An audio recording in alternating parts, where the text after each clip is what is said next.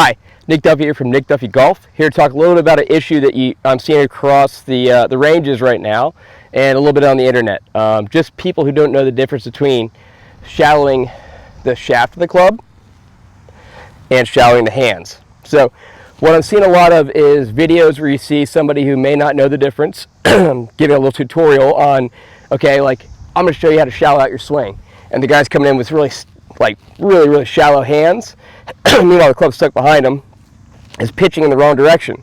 So if I am someone who is actually trying to get better at shallowing the club, I really want this club to be more pitched this way in the downswing, and I don't really want to have my hands getting behind me, because if you start getting steep shaft, hands behind you, and you're pulling on the handle too much, that's when I start to see more stuff go wrong with players than if even they were a little steep with the shaft.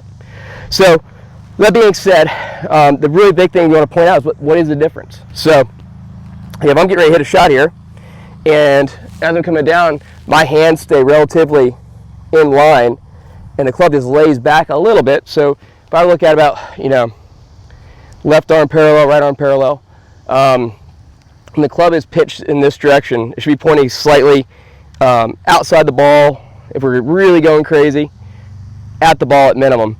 If it starts pointing inside the ball on your feet, now we're getting a little too vertical, and that would be the opposite of a shallow shaft. That would actually become a steep shaft, right? Now, the hand path, when we're trying to do this, we do not want to get it behind us, because now we get a lot to make up for in not much time. The swing is a very, very short amount of time. We do not want to be playing with this much pitch and depth, with not much time to kind of square it up.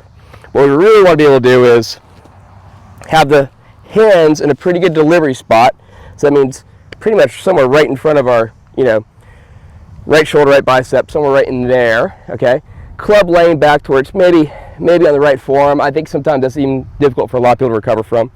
But if you get it much more behind you than that and hands deep, now we have a very difficult time recovering. So drills like to use help people kind of with this feeling, because a lot of this, what we're trying to do here, isn't a manipulated drop your hands back behind you feel.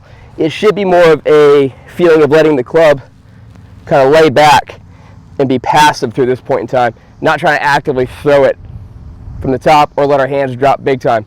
So a lot of this work is done with basically having a better club face. So we're not having to do anything here at the last, bit to square it up. It's pretty square coming down, or you're doing a better job of getting this club to actively square on the way down, and not doing it by throwing your right hand, or to do it by trying to, I'd say, what's the other one that really I see? Elbows separating massively. Whereas if you see people with really shallow shafts, it looks like they're doing it without even trying to really actively do it. I know I get it way too shallow. I struggle with doing it, so I try to get it more in front of me. So people will be looking at me thinking I'm trying to do it maybe, but I'm actually trying to get that club more out in front. So a lot of that I learned to do as a kid. I learned it by actually early extending and kind of doing it the wrong way. The proper way to do it would be to get to a good solid backswing position, have some width, and let our sequencing get this club to kind of go the right direction. So the way our wrist work, our right shoulder works, the change of direction, all those things influence the pitch of the shaft. It's not going to be me actively trying to get my hands to drop behind me. That's the wrong way to do it, and you're actually going to end up with bigger issues. So overall, hopefully this video helps you out. The goal of it is just basically to kind of dispel some of the myths online. There's a lot of people doing it the wrong way, even people with some pretty big names. So I would say, please just use this as a word of caution.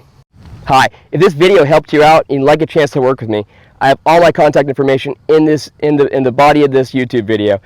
If you have any questions, if you have anything you want to work on, suggestion for a video, whatever it may be, please let me know. I'd love to hear from you. I'm looking to grow my online business and get as many people as we can, learning to get better at golf and to cut out a lot of the stuff you're seeing online that isn't really applicable. So hopefully this helps you out. Please let me know if I can help you out. Thank you.